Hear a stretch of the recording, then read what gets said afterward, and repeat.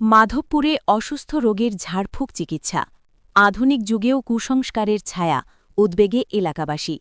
আসসালামু আলাইকুম, বাংলার খবর 24-এ আপনাদেরকে স্বাগতম। সাথে আছি আমি লিটন বিন ইসলাম।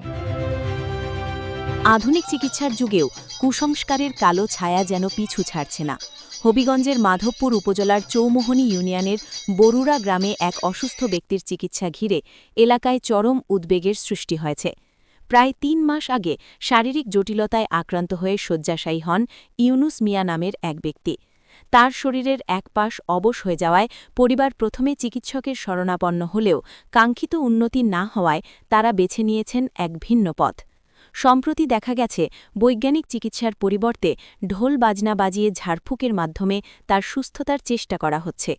৪ সদস্যের একটি দল নেচে গেয়ে এই কার্যক্রম পরিচালনা করছে, যা দেখে বিস্মিত ও চিন্তিত হয়ে পড়েছেন স্থানীয় সচেতন মহল।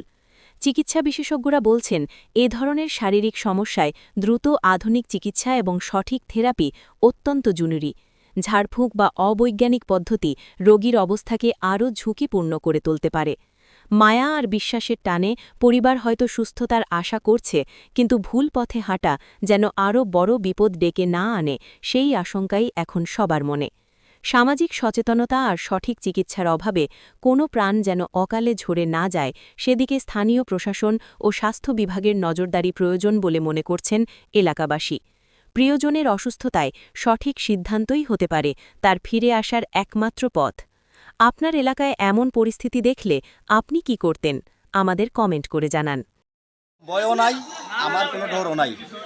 চিকিৎসা করি, হ্যাঁ, এটা প্রচার হইলো। চিকিৎসা যদি আমি ভালো করি, 10 জনে দেখবো ভালোই। আর যদি আমি ভালো করতে পারি না, এটাও 10 জনে দেখবো, আর আমার এগুলো করার কোনো প্রশ্নই ওঠে না। আচ্ছা, এই যে এটার জন্য কত টাকা নেন এরকম ভাবে যারাই করেন? ফুল চিকিৎসা করতে 20,000-এর মতন যায়। আপনার এই টিমে কয়জন আছেন? 4 জন আছি আমরা। 4 জন। আচ্ছা।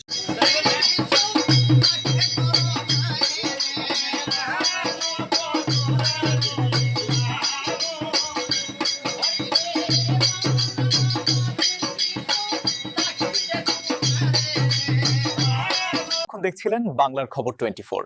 আমাদের সঙ্গে থাকার জন্য ধন্যবাদ। আবারও দেখা হবে পরবর্তী সংবাদে। আল্লাহ হাফেজ।